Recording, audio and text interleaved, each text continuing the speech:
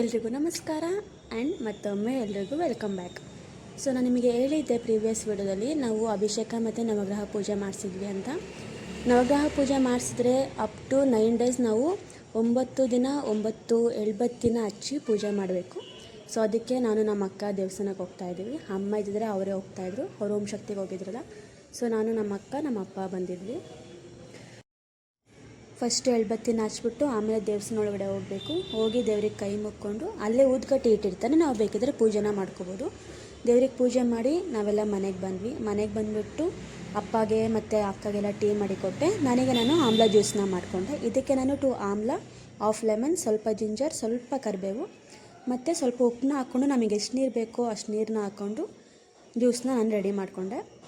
ಅಂದರೆ ಈ ಆಮ್ಲ ಜ್ಯೂಸ್ ಕುಡಿಯೋದ್ರಿಂದ ನಿಮಗೆ ಹೇರ್ ಫಾಲ್ ಕಡಿಮೆ ಆಗುತ್ತೆ, ಹೇರು ಶೈನಿಂಗ್ ಆಗುತ್ತೆ ಮತ್ತು ಸ್ಕಿನ್ ಕೂಡ ಗ್ಲೋ ಆಗುತ್ತೆ. ಟ್ರೈ ಮಾಡಿ. ಜ್ಯೂಸನ್ನ ಕುಟ್ಕೊಂಡು ನಾನು ಟೊಮೆಟೊ ಬಾತನ್ನ ಮಾಡ್ತಾಯಿದ್ದೀನಿ ವಿತೌಟ್ ಮಸಾಲೆ ಬೇಡ ಅಂದರು ಮನೇಲೆಲ್ಲರೂ. ಅದಾದಮೇಲೆ ಒಂದು ಶಾರ್ಟ್ ವೀಡಿಯೋನ ನಾನು ಮಾಡಿಕೊಂಡೆ. ಅದೇನಿಲ್ಲ, ಸಿಂಪಲ್ಲು. ಸ್ಯಾರಿ ಬಾಕ್ಸ್ ಫೋಲ್ಡಿಂಗ್ ಮಾಡಬೇಕಾದ್ರೆ ಅಳತೆ ತೊಗೊತೀವಲ್ಲ, ಅದನ್ನು ನಾನು ವೀಡಿಯೋ ಮಾಡ್ಕೊಂಡಿದ್ದೀನಿ. ಅದು ನಾನು ನೆಕ್ಸ್ಟ್ ವೀಡಿಯೋದಲ್ಲಿ ಅಪ್ಲೋಡ್ ಮಾಡ್ತೀನಿ, ಹೋಗಿ ನೋಡಿ. ವಿಡಿಯೋ ಕಂಪ್ಲೀಟ್ ಮಾಡೋಷ್ಟರಲ್ಲಿ ಅಮ್ಮನೂ ಬಂದಿದ್ದರು. ಬರಬೇಕಾದ್ರೆ ನನಗೆ ಈ ಕ್ಯೂಟ್ ಡಾಲ್ ತೊಗೊಬಂದಿದ್ದಾರೆ. ನನಗಂತೂ ತುಂಬಾ ಇಷ್ಟ ಆಯಿತು.